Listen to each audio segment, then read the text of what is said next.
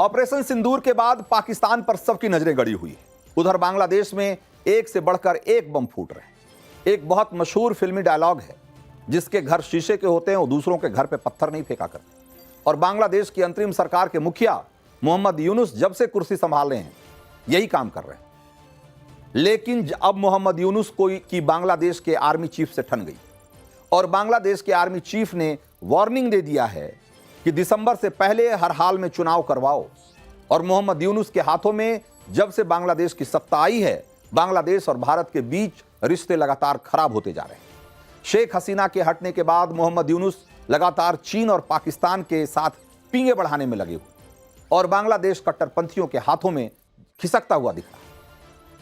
आतंकवादियों को जेल से रिहा किया जा रहा है और इन सब के बीच चीन के इशारे पर मोहम्मद यूनुस की कठपुतली सरकार भारत विरोधी एजेंडे को आगे बढ़ाने में जुटी हुई। लेकिन अब खुद यूनुस के साथ ही एक बड़ा खेल हो गया है।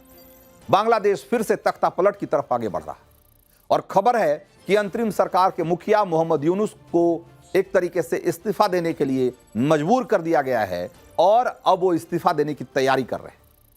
मोहम्मद यूनुस आरोप लगा रहे हैं कि चुनाव को लेकर बांग्लादेश की पार्टियों में एक राय नहीं बन पा रही है, इसलिए देरी हो रही। लेकिन अंदर खाने की खबर यह है कि मोहम्मद यूनुस और बांग्लादेश के आर्मी चीफ जनरल वकार उज्जमा के बीच एक तरीके से दो फाड़ हो गया है। आमने सामने का मामला है, ठन गई है दोनों के बीच। जनरल वकार ने मोहम्मद यूनुस को औकात दिखाते हुए एक क्लियर कट कह दिया है कि जब तक बांग्लादेश में चुनी हुई सरकार नहीं आ जाती तब तक कोई बड़ा फैसला नहीं लिया जाएगा। यानी शेख हसीना सरकार के तख्ता पलट के बाद बांग्लादेश से हिंदुओं को भगाने वाले कट्टरपंथी गैंग में ही अब गैंगवार शुरू हो गया है। वहीं चीन के साथ मिलकर मोहम्मद यूनुस जो भारत के खिलाफ खिचड़ी पका रहे थे, उसकी हांडी भी अब फूट गई। चीन के दौरे पर गए मोहम्मद यूनुस ने चीन से संबंध मजबूत करने के लिए भारत के चिकन नेक को काटने का या उसका जिक्र किया। थोड़ा इशारों में बात हुई थी, लेकिन इशारा यही था कि हम चाहें तो चिकन नेक को एक तरीके से निशाना बना सकते हैं। लेकिन असम के मुख्यमंत्री हिमंत बिश्व शर्मा ने डायरेक्ट मैसेज दिया है कि अगर बांग्लादेश की गर्दन मरोड़ दी गई तो चिकन नेक की तरह उसका भी फड़फड़ाना मुश्किल हो जाएगा। जमीनी रास्तों से होने वाले बांग्लादेश के कारोबार पर पहले ही स्ट्राइक हो गई और अगर बांग्लादेश का चिकन नेक कट गया तो 3 टुकड़े में बट जाएगा।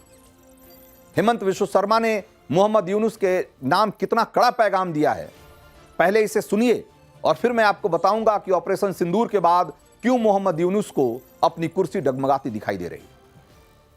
आमार भारतर एटा चिकेन नेक आछे आरो बांग्लादेशर दुटा चिकेन नेक आछे। गतिके आमार एटा चिकेन नेকক बांग्लादेशे हमला दिले आमितो दुटा चिकेन नेকক हमला दिम। आमार जितु चिकेन नेक आछे मेघालय दि चिटागং पोर्टत हेतु चिकेन नेक आमार चिकेन नेकतকৈ সৰু। रिंग एटा दलियाলৈ पाই যায়। इंडिया এখন কিমান শক্তিশালী ৰাষ্ট্ৰ तातो आपनालोके अंदाज ऑपरेशन सिंदूरते पाइसे। तो दरअसल अंदर की खबर यह है कि चीन बांग्लादेश के लालमोनिरहाट में बहुत पुराने एयरबेस को, जो कि वर्ल्ड वॉर सेकेंड के जमाने का एयरबेस है, उसको फिर से शुरू करने में उसकी मदद कर रहा है।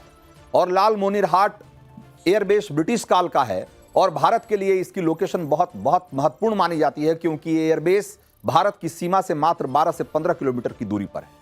वहीं सिलीगुड़ी कॉरिडोर की जमीन से ये 135 किलोमीटर दूर है।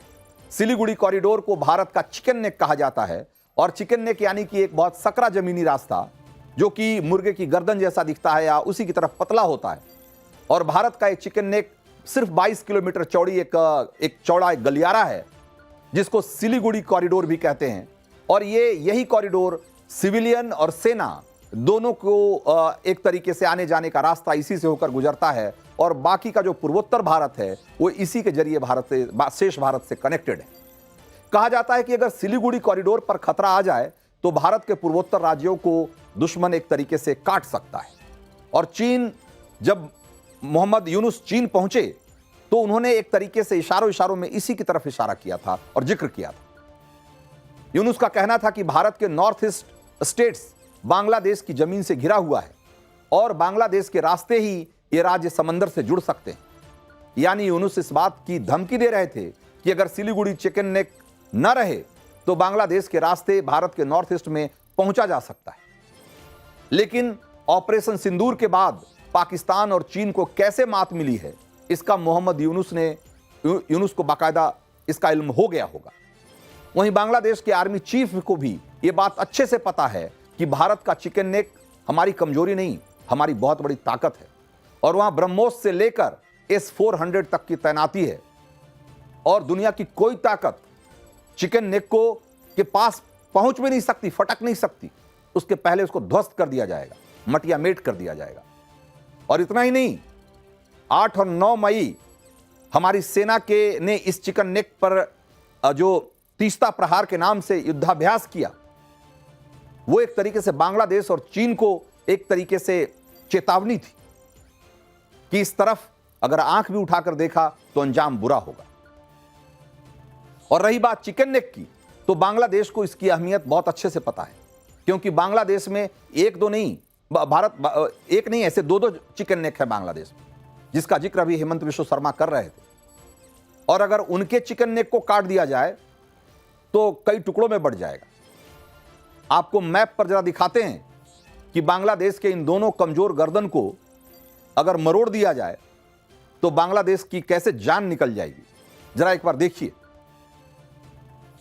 ये जरा भारत का ये नक्शा है और ये पूर्वोत्तर का इलाका है। जो ग्रीन आप देख रहे हैं ये बांग्लादेश है, और ये जो बांग्लादेश का आप ये इलाका देख रहे हैं, ये यहां से यहां, ये पश्चिम बंगाल है और ये मेघालय है भारत का, जो ब्लू में आप देख रहे हैं नक्शे में।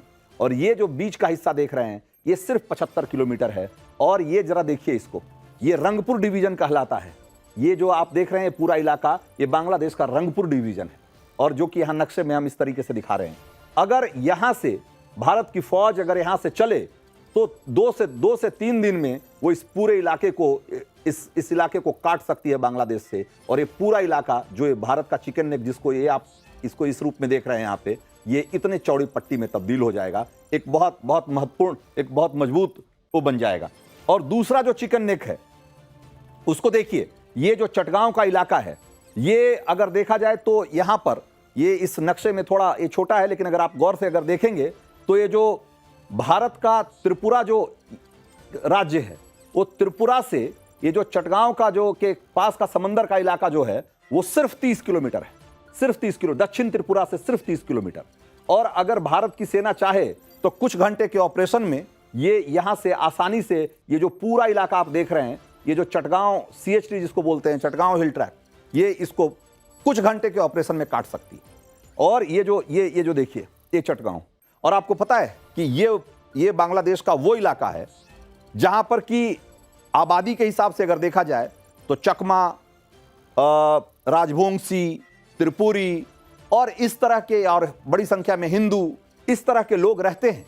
और आज़ादी के समय भी ये सारे लोग बांग्लादेश के साथ मिलने को तैयार नहीं थे, वो भारत के साथ मिलना चाहते थे। और आज भी वहां इसको लेकर आंदोलन चलता रहता है, रिसेंटमेंट है।